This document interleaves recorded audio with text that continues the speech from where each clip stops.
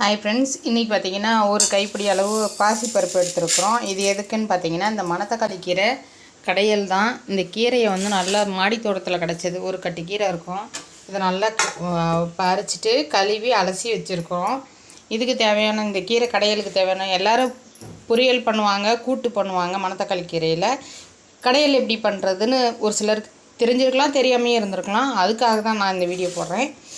இதில் பார்த்திங்கன்னா ஒரு கைப்பிடி அளவு பாசிப்பருப்பு, ஒரு 2 தக்காளி, ஒரு 2 பச்சை மிளவா, கொஞ்சோண்டு மஞ்சத்தூள் இதை போட்டு ஃபஸ்ட்டு வேக வச்சுக்குவோம். அப்புறமேல் வெந்ததுக்கப்புறம் கீரை அள்ளி கொஞ்சம் புளி போட்டு அதுவும் நல்லா வெந்ததுக்கப்புறம் அதுக்கப்புறம் இந்த கீரை அள்ளி வச்சுக்குவோம்.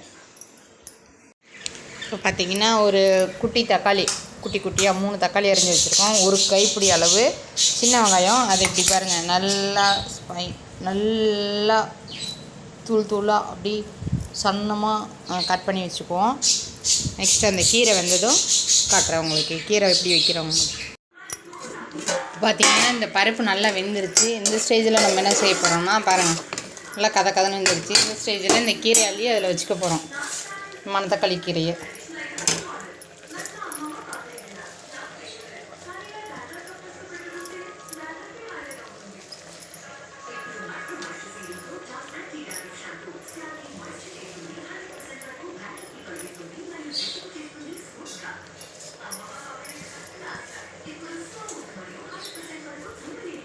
இது இப்போ பார்த்தீங்கன்னா இந்த கீரை இந்த அளவுக்கு நல்லா வெந்திட்டுருக்குது. நல்லா வேகட்டும்.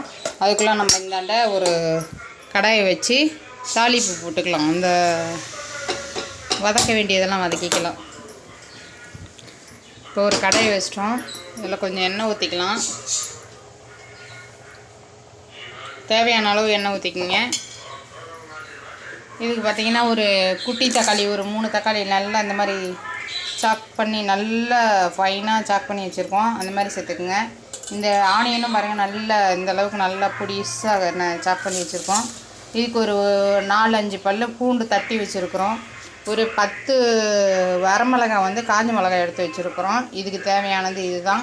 இதில் கொஞ்சோண்டு ஜீரகமும் கடுகும் சேர்த்துக்குவோம்.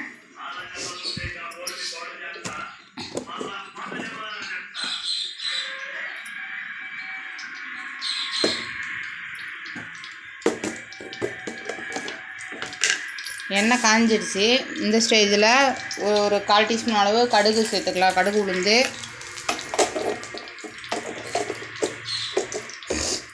அது பொரியட்டும். இப்போ பார்த்திங்கன்னா அந்த கீரையும் ஓரளவுக்கு நல்லா வெந்துருச்சு. வெந்ததுக்கப்புறம் தான் இந்த புளி போடணும், இல்லைன்னா கீரை வேகாது. இது வந்து ஒரு நெல்லிக்காய் சைஸ் அளவு புளி போட்டுக்கலாம். ஏன்னா இந்த கீரை வந்து கொஞ்சம் கசப்பு தன்மையாக இருக்கும். இந்தாண்ட பார்த்திங்கன்னா கடுகு வெடிச்சிருச்சு. கொஞ்சம் ஜீரகம் போட்டுக்கலாம், ஒரு 1/4 டீஸ்பூன் அளவுக்கு. இப்போ தட்டி வச்ச பூண்டு சேர்த்துக்கலாம். வெங்காயம் சேர்த்துக்கலாம். நல்லா வதக்கணும், வதக்கிக்கலாம்.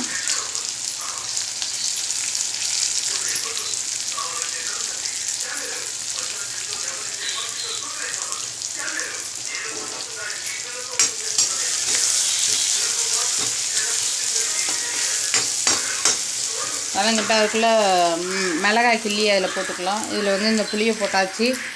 புளி போட்டதுக்கப்புறம் இதையும் இந்த கீரையும் ஒரு கிண்டிக்கலாம்.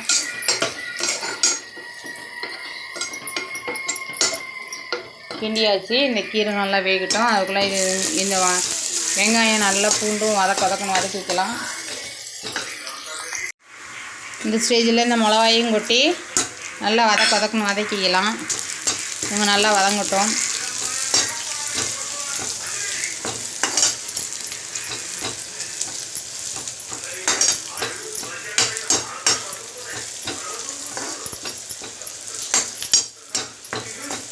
இவங்க நல்லா ஒரு கோல்டன் கலருக்கு வர ஆரம்பிச்சிட்டாங்க.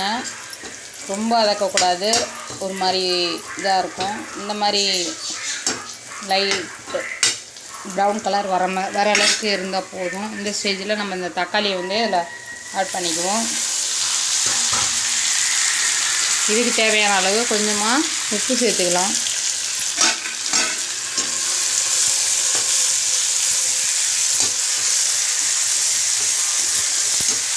இவங்க நல்லா வதங்குங்க. அதுக்குள்ளே இந்த கீரை வந்து வெந்துருச்சுன்னா இதை கடைஞ்சி எடுத்துடலாம். சிம்மில் போட்டு இவங்களை நல்லா வதக்கிக்கலாம். தக்காளி வந்து நல்லா எந்த அளவுக்கு வதங்குங்க, சுருண்டு வரணும், அந்த பக்குவம் வரணும். தக்காளியே தெரியக்கூடாது, அந்தளவுக்கு வதங்கி வரணும். இப்போ பார்த்தீங்கன்னா எந்த அளவுக்கு உங்களுக்கு நல்லா தெரியும் எந்த அளவுக்கு வதங்கியிருக்குன்னு. சுத்தமாக எந்த ஒரு இதுவும் இல்லாத அந்த தக்காளி போட்டதே தெரியாத அளவுக்கு நல்லா வதங்கியிருக்கு. இந்த மாதிரி ஸ்டேஜில் அந்த கீரை பருப்பில் கொஞ்சம் உப்பு போட்டுக்குவோம். இந்த பாருங்கள், கடையிறதுக்கு கொஞ்சம் உப்பு போட்டுக்கலாம்.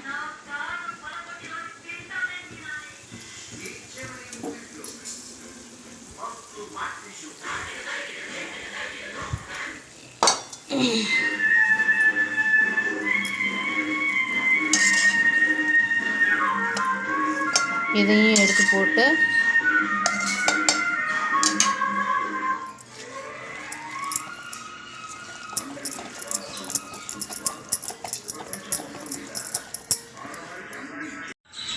இப்போ பார்த்தீங்கன்னா சாதமும் மணத்தக்காளி கீரை கடையிலும் தான் பாருங்கள் எவ்வளோ நல்லாயிருக்கு. ஃப்ரெண்ட்ஸ், இது மாதிரி நீங்களும் செஞ்சு பார்த்துட்டே கமெண்ட் பண்ணுங்கள். செம்ம சூப்பராக ஹெல்த்தியானது, ரொம்ப டேஸ்டியானது கூட. Okay, thank you friends. நெக்ஸ்ட் வீடியோவில் பார்க்கலாம். சூப்பராக இருக்குது. நீங்களும் செஞ்சு பார்த்து